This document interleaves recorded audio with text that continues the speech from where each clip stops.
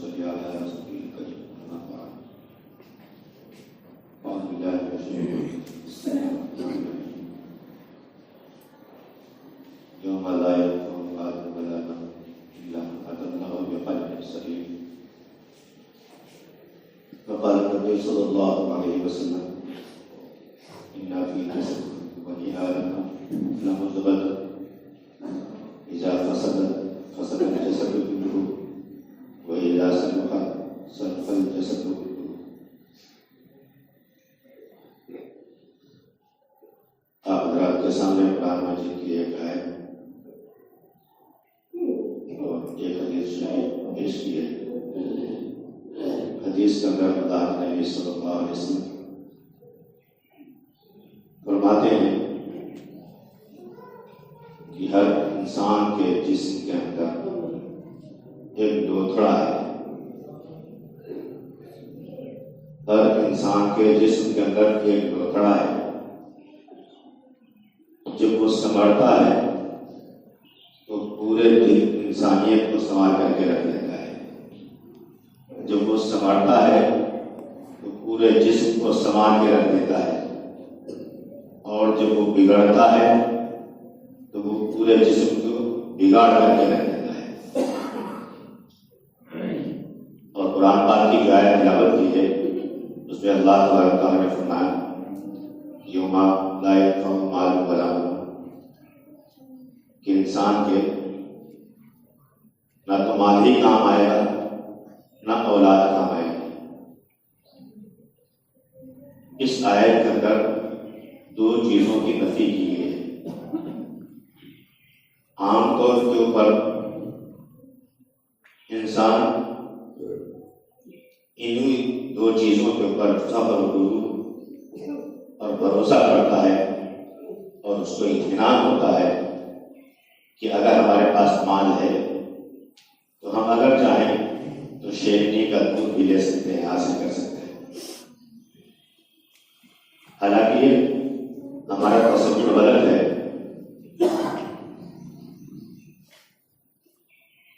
اور دنیا کے اندر مال سے کچھ کام تو بن جاتے ہیں، سب کام نہیں بنتے.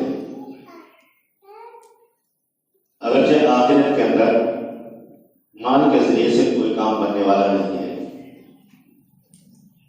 مثال کے طور پر دنیا کے اندر مال کے ذریعے سے چشمہ کو خرید سکتے ہیں لیکن آنکھوں کی بینائی نہیں خرید سکتے. نرم نرم بستر کو خرید سکتے ہیں لیکن میٹھی نیند نہیں خرید سکتے. مال کے ذریعے سے ہم کتابیں تو خرید سکتے ہیں لیکن علم نہیں خرید سکتے. مال کے ذریعے سے ہم بناوٹ کو خرید سکتے ہیں لیکن خوبصورتی نہیں خرید سکتے. اسی طریقے سے بہت سی چیزوں کی مثالیں لے لیں. ان مثالوں سے اندازہ ہوتا ہے اس بات کا کہ مال کے ذریعے سے دنیا کے اندر سب کام نہیں بنتے اور آخرت کے اندر کچھ کام بننے والا ہی نہیں. اب مال کے ذریعے سے آخرت کے اندر کیا چیز کام آنے والی ہے؟ دنیا کے اندر تو مال ہمارے کام آ جائے گا، وہ بھی کچھ چیزوں کے لیے، سب چیزوں کے لیے نہیں. آخرت کے اندر کوئی کام نہیں آئے گا. آخرت کے اندر کون چیز کام آئے گی؟ اللہ تبارک تعالیٰ نے فرمایا ہے کہ الا من اتى الله بقلب سلیم. جو سنوارا ہوا، جو بنایا ہوا، جو سدھارا ہوا دل لے کر کے آئے گا، وہ دل اس کے کام آئے گا. وہ دل جو دل ماسوا کی محبت سے پاک ہوگا، وہ دل جس کے اندر غیر اللہ کی محبت نہیں ہوگی، غیر اللہ کی محبت سے خالی ہوگا، ایسا دل انسان کے کام آئے گا. اگر غیر اللہ کی محبت ہمارے دلوں کے اندر بیٹھی ہے، مال و دولت کی محبت ہمارے دلوں کے اندر بیٹھی ہوگی تو یہ مال و دولت کی محبت اور اولاد کی محبت دلوں کے اندر بیٹھا کر کے اور اللہ کی محبت دلوں سے نکال کر کے اور ہم یہ فخر کریں کہ ہم کامیاب ہو گئے. کامیاب کامیابی اس چیز کا نام نہیں ہے. اگر میں یہ نہیں کہہ رہا ہوں کہ مال و دولت صحیح اور اچھی چیز نہیں ہے، بہتر چیز نہیں ہے. مال و دولت بہتر چیز ہے. حضرت عبدالرحمن بن عوف رضی اللہ تعالیٰ عنہ اتنے بڑے مالدار شخص تھے کہ مال رکھنے کی جگہ نہیں ان کے پاس رہتی تھی. بھوسوں کی طرح گھر کے اندر بنا ہوا تھا اور بڑے بڑے شہروں کے اندر ان کی کوٹھیاں بنی ہوئی تھی، حویلیاں کھڑی تھی، بے انتہا مال و دولت تھا. لیکن خود کا کیا حال تھا؟ خود کا حال یہ تھا کہ کوئی دن ایسا نہیں گزرتا تھا جس میں 200-400 مہمان ان کے دروازے پر، ان کے گھر کے اوپر نہ ہو. کوئی بھی دن ایسا نہیں گزرتا. 200-400 مہمان ان کے گھر پہ نہ ہو اور مہمانوں کے لیے طرح طرح کے کھانے تیار کروائے جاتے تھے. دسترخوان بچھایا جاتا تھا. دسترخوان کے اوپر کھانے کے لیے بیٹھتے تھے، مہمان بھی بیٹھتے تھے اور خود بھی بیٹھتے تھے. جب دسترخوان کے اوپر طرح طرح کی نعمتیں دیکھتے تھے تو آنکھوں سے آنسو جاری ہو جاتے تھے کہ سرکار والد صلی اللہ علیہ وسلم کو دو وقت کی پیٹ بھر کے روٹی نہیں ملی ہے اور ہمارے دسترخوان کے اوپر یہ نعمتیں. ایسا تو نہیں ہے کہ اللہ تبارک و تعالیٰ سارا کا سارا آخرت کا بدلہ ہم کو دنیا ہی کے اندر دے رہا ہے. تو دوستو، انسان اگر سنبھالا ہوا بنایا ہوا دل لے کر کے جائے گا، یہی دل انسان کے کام آئے گا. آپ نے فقہ کا مسئلہ سنا ہوگا کہ جس گھر میں یا جس کمرے کے اندر تصویر لگی ہوئی ہوتی ہے اس گھر کے اندر فرشتے نہیں آتے. یہاں مشہور روایت یہ ہے کہ جس گھر کے اندر تصویر لگی ہوئی ہوتی ہے اس گھر کے اندر فرشتے نہیں آتے ہوتے ہیں. اب آپ اندازہ لگا لیں کہ جب تصویر والے گھر کے اندر، کمرے کے اندر فرشتہ نہیں آ سکتا ہے تو جس دل کے اندر غیر اللہ کی تصویر، غیر اللہ کی محبت بیٹھی ہوئی ہوگی، اس دل کے اندر اللہ کی محبت کیسے آئے گی؟ اللہ کی رحمت کیسے آئے گی؟ انوار و برکات کیسے ہمارے دلوں کے اندر آئے گی؟ تو ضرورت ہے کہ ہم اپنے دلوں کو بنائیں اور سنبھالیں، معصومہ کی محبت سے اپنے دلوں کو پاک صاف کریں، غیر اللہ کی محبت کو دل سے نکالیں. اور دوستو ایک بات اور بتائیں کہ انسان کے دل کے ہی تابع تمام انسان کے اعضاء ہیں.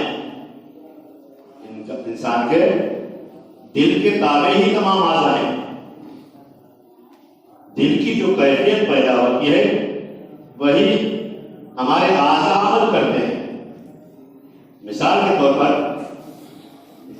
ہمارے گھروں میں عورتیں ہم سے کہتی ہیں یا بچوں سے کہتی ہیں بیٹا کھانا کھاؤ، تو انسان کہتا ہے کہ ہمارا دل نہیں چاہتا. حالانکہ کھانا پیٹ کا عمل ہے اور منہ کا عمل ہے اور پیٹ کی ضرورت ہے، لیکن انسان کہہ رہا ہے کہ ہمارا دل نہیں چاہتا. ہم آپ ایک دوسرے سے کہتے بھائی ہماری بات کی نہیں سنتے یا ہماری طرف دیکھتے کیوں نہیں، ہماری طرف متوجہ نہیں ہوتے، تو انسان آنکھ کے اوپر کہتا ہے طبیعت نہیں ہو رہی، دل نہیں چاہتا. دیکھنا تو آنکھ کا عمل ہے اور سننا کان کا عمل ہے، کہ لیکن انسان کہہ رہا ہے کہ ہمارا دل نہیں چاہتا. تو گویا کہنے کا مطلب یہ ہے کہ دل کی جو کیفیت ہوتی ہے وہی ہمارے تمام اعضاء کام کرتے ہیں. اس وجہ سے اگر ہمارا دل بنا ہوا ہوگا، دل سنبھلا ہوا ہوگا، دل کے اندر اللہ کی محبت پیدا ہوگی، غیر اللہ کی محبت ہمارے دلوں سے نکلی ہوئی ہوگی، تو جو دل کے فیصلے ہوں گے وہ اچھے ہوں گے اور وہی ہمارے اعضاء اچھے عمل کریں گے. آپ سیب خریدنے جاتے ہیں، 10-20-50 روپے کلو ملتے ہیں، آپ چھانٹتے ہیں تو اس میں داغی تو نہیں ہے، اور اگر خدا راستہ دراز میں داغ ہوتا ہے آپ اس کو نہیں لیتے ہیں کہ ہم داغی سیب کیوں لیں. جب آپ چند پیسوں کے بدلے میں داغی سیب نہیں خرید سکتے ہیں تو اللہ تبارک و تعالیٰ اپنی جنتوں، اپنی نعمتوں کے بدلے میں داغی دلوں کو کیسے قبول کرے گا؟ داغی دلوں کو قبول نہیں کرے گا، کیونکہ اللہ تبارک و تعالیٰ نے انسان سے وعدہ کیا ہے؟ جنت کا اور جنت کی نعمتوں کا. اور آپ کی آیت ہے جس کے اندر اللہ تعالیٰ فرماتا ہے کہ ہمیں انسان کے نفس کو اور اس کے مالوں کو جنتوں کے بدلے میں، جنت کی نعمتوں کے بدلے میں خرید. اب یہاں کے اوپر ایک سوال وہ آیت ہمارے ذہن میں نہیں آ رہی وہاں جی. تو اس میں جو ہے فرمایا کہ جنت کے بدلے میں ہمیں انسان کے نفس کو، انسان کے مالوں کو خرید لیا. اب یہاں کے اوپر سوال یہ پیدا ہوتا ہے کہ اللہ کی جگہ محبت کی دل ہے، اللہ کا ٹھکانہ دل ہے، اور اللہ فرماتا ہے کہ اپنے نفس کو اور مال کو جنت کی نعمتوں کے بدلے میں، جنتوں کے بدلے میں خرید لیا ہے. تو حقیقت یہ ہے کہ دل جو ہے ایسی چیز ہے جو صرف اور خالص اللہ کے لیے وقف چیز ہے. اور ہم سب جانتے ہیں کہ وقت کی چیز کا، وقت کی چیز کی بکری نہیں ہو سکتی، اس کا سودا نہیں ہو سکتا. تو کہنے کا مطلب یہ ہے کہ دل خالص اللہ ہی کے لیے ہے، دل کا ہم سودا نہیں کر سکتے ہیں. اب رہ گیا کہ نفس اور مال، تو اس کے بارے میں اللہ تبارک تعالیٰ نے فرمایا کہ ہم نے انسان کو مالوں کو، نفس کو جو ہے اپنی جنتوں، اپنی نعمتوں کے بدلے میں خرید لیا. حضرت شاہ ولی اللہ محدث دہلوی رحمۃ اللہ علیہ ایک مرتبہ دہلی کی جامع مسجد کے اندر خطبہ دے رہے تھے، اور خطبہ کے درمیان میں فرمایا کہ اے مغل حکمرانوں، اے مغل بادشاہوں، سنا ہے کہ تمہارے پاس خزانے بہت ہیں. میں نے سنا ہے کہ تمہارے پاس خزانے بہت ہیں، لیکن میں یہ بات کہتا ہوں کہ اس شاہ ولی اللہ کے دل کے جسم کے اندر ایک دل ہے. اگر تمہارے تمام کے تمام خزانے مل کر کے اس دل کی قیمت ادا کرنا چاہیں تو نہیں ادا کر سکتے. اب اندازہ لگائیے کہ یہ دل کتنا قیمتی دل ہے. یہ دل ہے تو چھوٹا سا، معمولی سا، لیکن اس کی بہت بڑی اللہ کی قیمت ہے. اس کی قیمت کا اندازہ آپ اس بات سے لگا سکتے ہیں کہ ہمارے اور آپ کے گھروں کے اندر جو ہے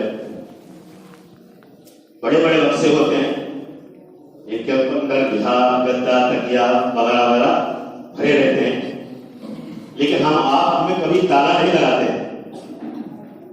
لیکن مال ہوتا، زیور ہوتا ہے، جویلری بکس ہوتا ہے، سونے چاندی رکھنے کا ڈبہ بکس ہوتا ہے، اس کو تجوری کے اندر رکھتے ہیں، تالا لگا کر رکھتے ہیں، بہت حفاظت سے رکھتے ہیں. اور خدا نہ خاصہ کبھی معلوم ہو جائے، کسی کو معلوم ہو جائے کہ گھر کے اندر آگ لگ گئی ہے، تو سب سے پہلے اسی کو اٹھانے کی کوشش کرتے ہیں، بھلے جلد ہی جائیں. اور اگر ہماری عورتیں کہیں باہر جاتی ہیں تو اس کے اوپر نگاہ ڈال کر کے جاتی ہیں، اور جب باہر سے آتی ہیں تو اس کے اوپر نگاہ ڈالتی ہیں کہ محفوظ ہے کہ نہیں محفوظ.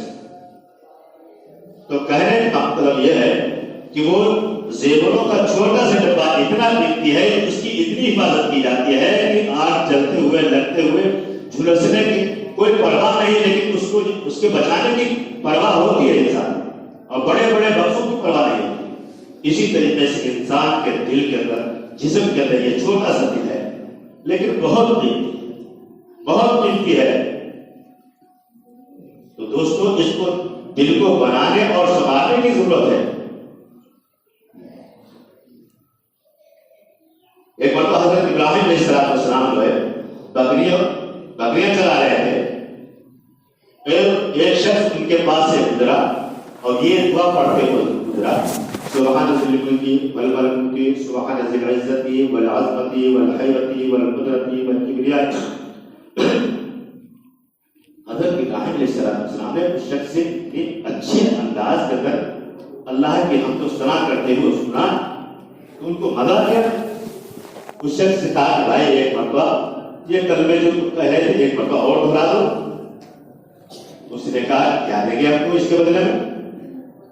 حضرت ابراہیم علیہ السلام نے کہا کہ بکریوں کا آدھا اور دے دوں.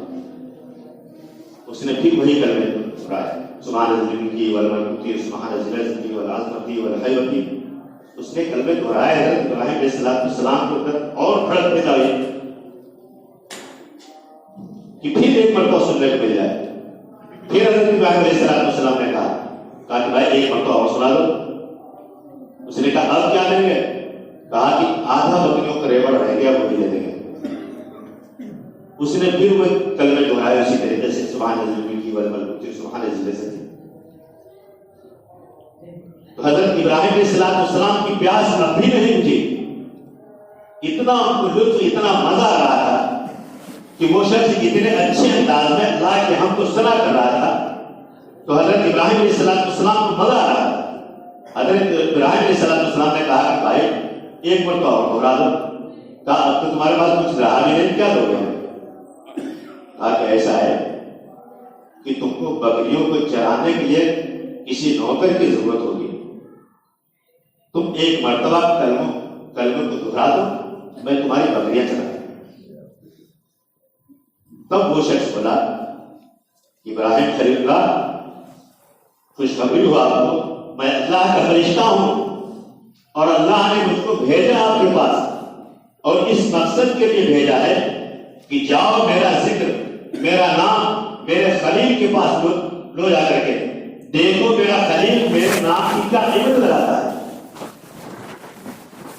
دوستوں جو اللہ کی محبت دلوں کے اندر بیٹھی ہوئی ہوتی ہے, اللہ کی محبت دلوں کے اندر بسی ہوئی ہوتی ہے, غیر اللہ کی محبتوں سے دل خالی ہوتا ہے, غیر اللہ کی محبت دل کے اندر نہیں ہوتی ہے, تو اس وقت اللہ کا نام لینے کے اندر اتنا مزہ آتا ہے کہ انسان جان مال کا مال جان کے قربان کرنے کے لیے تیار ہوتا ہے. حسن بصری رحمۃ اللہ علیہ کے پاس ایک شخص آئے اور کہنے لگے حضرت ہمارے دل جو ہے ہمارے دل جو ہے. کہا کہ کیسے؟ کہا اس طریقے سے کہ ہم جب آپ کے مجلسوں کے اندر ہوتے ہیں اور قرآن حدیث کی باتیں سنتے ہیں پھر بھی ہمارے دلوں کے اوپر اثر نہیں ہوتا ہے. تو حسن بصری رحمۃ اللہ علیہ کے اس شخص سے کہا کہ یہ نہ کہو بلکہ یہ کہو کہ ہمارے دل مر گئے. کہا کہ مر کیسے گئے حضرت؟ کہنے لگے وہ اس طریقے سے کہ جو چیز زندہ ہوتی ہے اگر اس کو ہلایا جائے اس کو جھنجھوڑا جائے تو وہ جاگ جاتی ہے, بیدار ہو جاتی ہے, اور جو ہلانے سے جو جھنجھوڑنے سے نہ جگے تو سمجھو کہ وہ مردہ ہے. ہمارے دل مردہ ہو چکے ہیں, ہمارے دلوں کے سامنے جو ہے قرآن کی اللہ کے نبی کی حدیث کی باتیں رکھی جاتی ہیں لیکن ہمارے دلوں کے اوپر اثر ہی نہیں ہوتا ہے. تو اس کا مطلب یہ ہے کہ ہمارے دل مردہ ہو چکے ہیں. اسی طریقے سے حسن بصری رحمۃ اللہ علیہ کے پاس ایک شخص اور آئے, کہنے لگے کہ حضرت تہجد نصیب نہیں ہوتی, دعا فرما دیجیے یا کوئی ایسا عمل بتا دیجیے کہ جس کے ذریعے سے تہجد نصیب ہو جائے. کہنے لگے کہ دن کے اعمال تم سنبھال لو, دن کے اعمال کو تم سنبھال لو, تہجد تم کو نصیب ہو جائے گی. دن کی عبادات کو سنبھال لو, رات کی عبادات کی اللہ خود توفیق دے گا. اور یہی کیفیت اللہ والوں کی ہوتی ہے. اللہ والے جب سوتے ہیں رات کو تو بستر کو خود بخود اچھال دیتا ہے, عبادت کے لیے کھڑے ہو جاتے ہیں, پوری رات عبادت کے اندر پوری رات اللہ کی رضا کے لیے خوشنودی کے لیے روتے ہیں, گڑگڑاتے ہیں. صلاح الدین ایوبی کا واقعہ آپ حضرات نے سنا ہوگا, جب کہ محاذ کے اوپر تھے, صلاح الدین ایوبی کو خبر ملی کہ دشمن کا بحری بیڑا آ رہا ہے. صلاح الدین ایوبی بڑے فکر کے اندر پڑ گئے کہ ایک تو مسلمانوں کی تعداد بہت تھوڑی سی اور دشمنوں کی تعداد بہت زیادہ ہے, اور اوپر سے بحری بیڑا بھی آ رہا ہے. تو بہت فکر مند ہو گئے, بہت متفکر ہو گئے کہ کس طریقے سے اور کیسے کام چلے گا. چنانچہ رات کو بیت المقدس کے اندر پہنچے اور ساری رات اللہ کی عبادت کے اندر رو کر کے گڑگڑا کر کے گزار دی. پوری رات اسی طریقے سے رو کر گڑگڑا کر گزار دی اللہ کے سامنے کہ باری تعالیٰ مسلمانوں کی تعداد بہت کم ہے، دشمنوں کی تعداد بہت زیادہ ہے، اوپر سے بحری بیڑا بھی آ رہا ہے، اللہ مسلمانوں کی علاج کرے۔ پوری رات روئے اور گڑ گڑائے، جب صبح ہوئی تو بیت المقدس سے باہر نکلے تو دیکھا کہ ایک بزرگ باہر کھڑے ہوئے ہیں۔ سوچا کہ چلو ان کے پاس چل کر کے ان سے کہیں کہ آپ ہمارے لیے دعا کریں۔ ان کے پاس پہنچے، سلام کیا۔ وہ بزرگ بھی دل کے پار دیکھنے والے تھے۔ ان بزرگ سے کہا کہ اگر بات ایسی ہے کہ مسلمانوں کی تعداد بہت تھوڑی ہے، دشمنوں کی تعداد بہت زیادہ ہے اور اوپر سے بحری بیڑا بھی آ رہا ہے، آپ دعا فرما دیجیے۔ وہ بزرگ اللہ والے، دلوں کی بات جاننے والے تھے، خبر رکھنے والے تھے، حقیقت میں وہ اللہ کے ولی تھے۔ انہوں نے کہا کہ صلاح الدین ایوبی، تمہارے رات کے آنسوؤں نے جو ہے بحری بیڑے کو غرق کر دیا ہے۔ 3 دن گزرے تھے کہ صلاح الدین ایوبی کو حقیقت کے اندر خبر ملی کہ بحری بیڑا غرق کر دیا۔ دوستو، جب اللہ کی محبت دلوں کے اندر ہوتی ہے، غیر اللہ کی محبت سے ہمارے دل پاک ہوتے ہیں، تو پھر ہم جس طریقے سے اور جب بھی ہاتھ اٹھا لیتے ہیں، اللہ تبارک تعالیٰ ہمارے ہاتھوں کی لاج رکھتا ہے، ہماری دعاؤں کو قبول کرتا ہے۔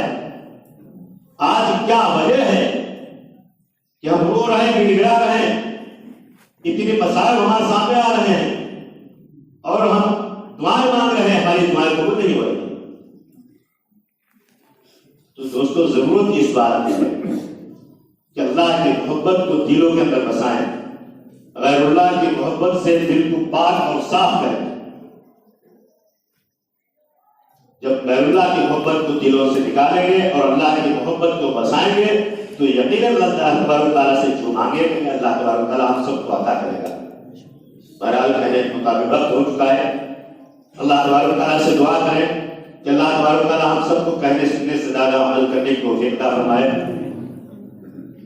حضرات، میں جیسا کہ آپ حضرات پہچان رہے ہوں گے کہ میں وقف دارالعلوم دیوبند سے ہر سال اسی وقت رمضان سے پہلے آپ حضرات کی خدمت میں حاضر ہوتا ہوں۔